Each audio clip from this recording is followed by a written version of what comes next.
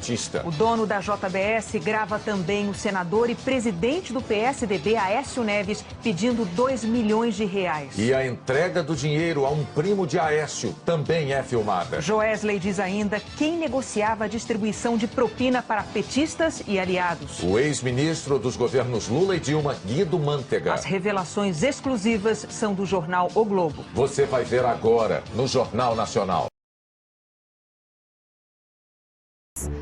Corrupção. Nunca se falou tanto nessa palavra quanto nos últimos tempos. Hoje é assunto quase que diário nos noticiários do país. Casos que envolvem desvios de dinheiro e não poupam políticos, administradores públicos e empresários. Mas isso não é novidade. A corrupção está enraizada na cultura brasileira há séculos. Um ano antes de entrar em vigor a lei anticorrupção, o Supremo Tribunal Federal foi palco de um dos julgamentos mais polêmicos do país. Passando a política a limpo. Novos tempos, novas práticas. Em um país onde a corrupção é destaque nos noticiários, fugir à regra é uma questão de ordem. E um dos mecanismos para conter essa prática é a inelegibilidade dos políticos brasileiros. O endurecimento das leis vem contribuindo para que a ética comece a ser respeitada aqui no Poder Legislativo, mesmo que de forma compulsória. Mas até o final da década de 80, não havia nenhuma lei que impedisse candidatos corruptos de assumirem os cargos. Uma realidade difícil de romper, já que tem origens históricas, herança dos tempos de colonização. Todo mundo sabe que ela existe. Nunca se ouviu falar tanto dessa palavra nos dias atuais. Corrupção.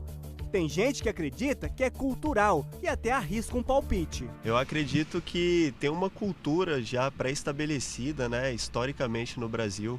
Para falar de corrupção no Brasil, é preciso voltar na época em que o país foi colonizado. Historiadores afirmam que a corrupção já nasceu com a chegada dos portugueses, que vieram explorar as riquezas naturais do país.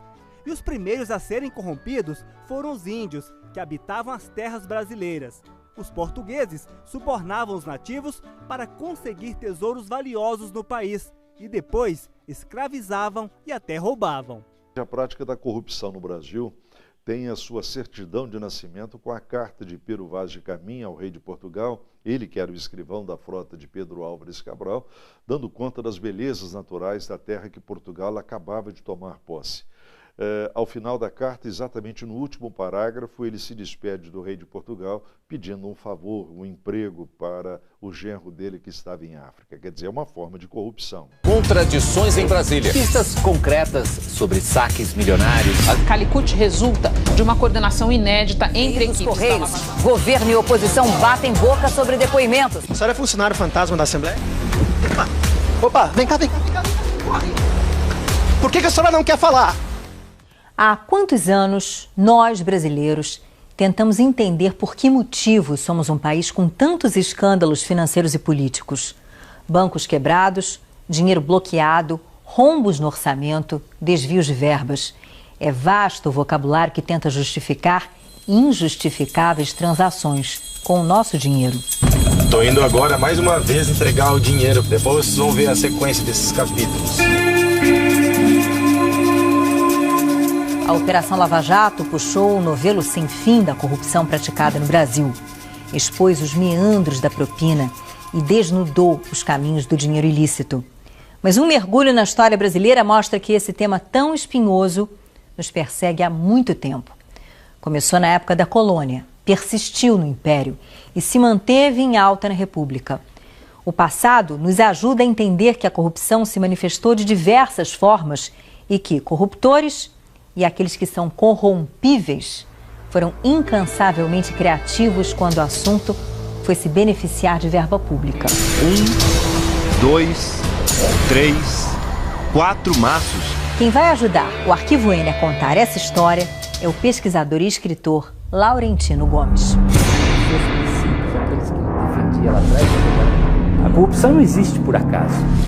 A corrupção é um jogo de conveniência. Se existe um Estado que se deixa corromper, existe uma sociedade que corrompe, que é corruptora. Eu acho que tem uma cultura da corrupção instalada na na história brasileira, na forma como o Brasil se constituiu. A corrupção ela não existe sozinha, ela participa de um ambiente de vários outros vícios que afetam as instituições e afetam esse ambiente que criam esse ambiente de promiscuidade entre o interesse público e o privado. O Brasil sempre teve corrupção endêmica. A polícia decidiu investigar os responsáveis pelo desvio do dinheiro da seca em Santa Maria da Boa Vista, no sertão de Pernambuco. O dinheiro que deveria ir para as frentes de emergência ia para o bolso de parentes e protegidos dos políticos. O primeiro caso de nepotismo aparece na certidão de nascimento do Brasil, que é a carta de Pero Vaz de Caminha. Ele escreve uma carta ao rei Dom Manuel, dando notícia do descobrimento da terra de Santa Cruz e tal, e no final ele pede favores ao rei para um parente dele. E pois que, Senhor, é certo que tanto neste cargo que levo como em outra qualquer coisa que de vosso serviço for, Vossa Alteza há de ser de mim muito bem servida. A ela peço que, por me fazer singular mercê, mande vir da ilha de São Tomé a Jorge de Osório, meu genro, o que dela receberei em muita mercê. Num dia de 79, saíram acusações contra um filho do então ministro Golbery sobre negócios de terra em Goiás. Eu perguntei ao ministro se ele iria responder às acusações que haviam saído nos jornais daquele dia. Ele me disse que não e justificou. Aqui no Brasil, levam 15 dias para esquecer. E eu não vou contribuir para levarem 16. Isso já faz 19 anos. Será que alguém ainda lembra do ministro Golbery?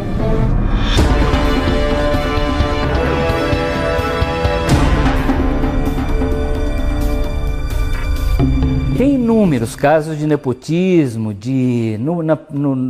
durante o Império, durante a Primeira República, filhos de políticos, de ministros que conseguiram privilégios. Um caso muito famoso, já mais recente, é da família do presidente Getúlio Vargas, né? Que vários dos seus irmãos, parentes, sobrinhos conseguiram benefícios, empregos públicos, porque eram da família do presidente. Bota o retrato do velho outra vez, bota no mesmo lugar. O segurança pessoal do Getúlio Vargas, o Gregório Fortunato, foi acusado de enriquecimento ilícito. Ele era chefe da guarda do presidente, ganhava um salário relativamente modesto, mas na véspera do suicídio do Getúlio, ele tinha uma fortuna que hoje seria avaliada em cerca de 38, 40 milhões de reais. Então é um caso de enriquecimento ilícito dentro do círculo familiar próximo do presidente da República. Juscelino Kubitschek é o homem, vem de Minas das bateias do sertão.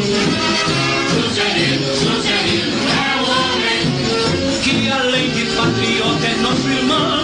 Eleitos a 3 de outubro de 1955.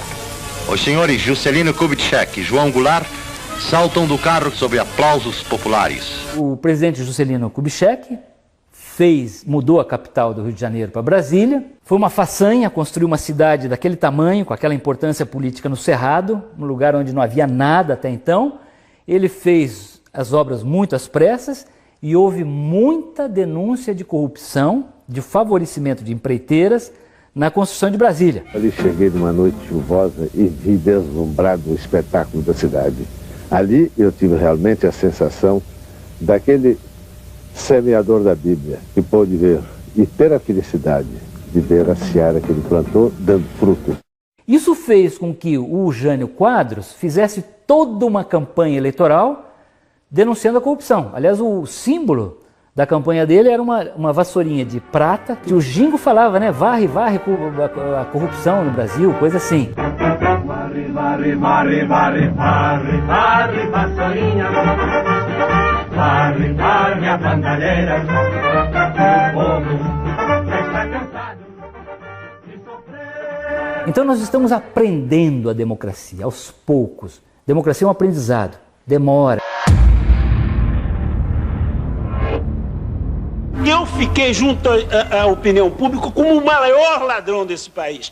Assis Paim Cunha aparece nos arquivos primeiro como um grande empresário. Quem não lembra dos comerciais festivos do grupo Coroa Brastel? Pode perguntar pra qualquer pessoa. Um homem poderoso, dono de 2.000 imóveis, 30 empresas e de uma rede de 340 lojas de eletrodomésticos no Rio de Janeiro. Convocado pelo governo para salvar uma corretora agonizante, a Laureano, Assis Paim não conseguiu, como investidor, se sair tão bem como grande homem de vendas. O senhor realmente emitiu notas frias? O senhor não tinha uma outra saída? Não tinha outra saída. O senhor emitiu? Emiti.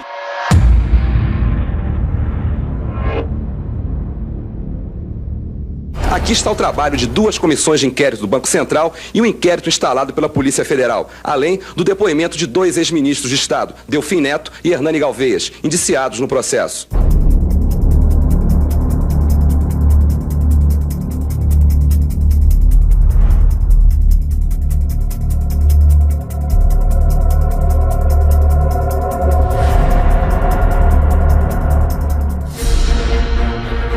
Uma CPI do Senado está investigando governadores e prefeitos que pediram autorização para emitir títulos sob a falsa alegação de que tinham de pagar dívidas decretadas pela Justiça. É o escândalo dos precatórios. Cada dia que passa, as revelações da CPI apontam mais e mais para a Prefeitura de São Paulo e seu ex-secretário de Finanças, o atual prefeito Celso Pitta. No começo, o grande culpado era Wagner Ramos. O ex-funcionário da Secretaria das Finanças da Prefeitura paulistana parecia o único responsável por todas as maracutaias dos precatórios. E o prefeito Pitta agiu rápido. Garantiu que não tinha nenhuma relação com o Banco Vetor, não sabia do envolvimento do seu assessor com a instituição e demitiu Ramos sumariamente. Mas surgiram outros indícios de que o Banco Vetor e seu dono, Fábio Naum, não eram totalmente estranhos ao prefeito Celso Pitta. Na época, secretário de Finanças, Celso Pitta autorizava o Banco do Brasil a vender 70 milhões de reais em títulos da dívida da Prefeitura paulistana. Para quem? Por coincidência, para o supostamente desconhecido banco do igualmente desconhecido banqueiro. As investigações da CPI indicam que operações como essa teriam, entre outras coisas, servido para que o ex-prefeito Paulo Maluf, padrinho político de Celso Pitta, pudesse levantar irregularmente mais de 600 milhões de reais para suas obras. Obras que foram as grandes responsáveis, em última instância, pelo sucesso de seu governo à frente da Prefeitura paulistana. Sucesso usado para fazer seu sucessor, o correligionário e ex-funcionário Celso Pitta.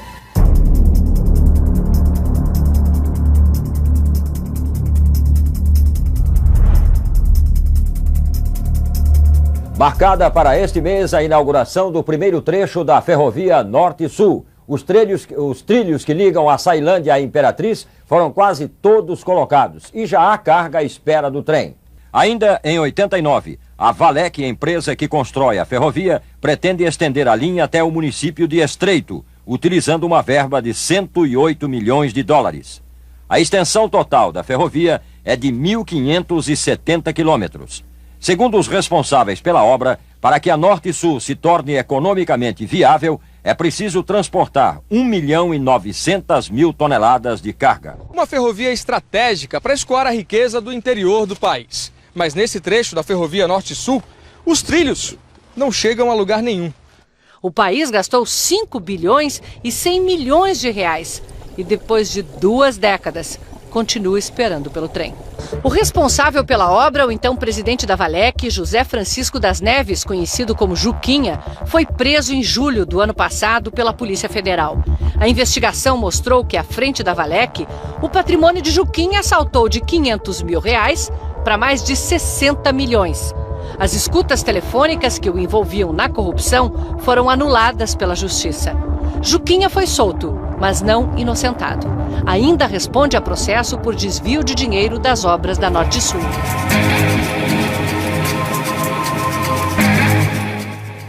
Então outros escândalos devem vir por aí. Eu gostaria que não viesse, mas eu tenho certeza que virão muitos. O Brasil quer bola nessa condição. Collor começou a sua caminhada para ocupar a presidência da República quando assumiu o governo de Alagoas e declarou guerra aos marajás e aos funcionários públicos fantasmas.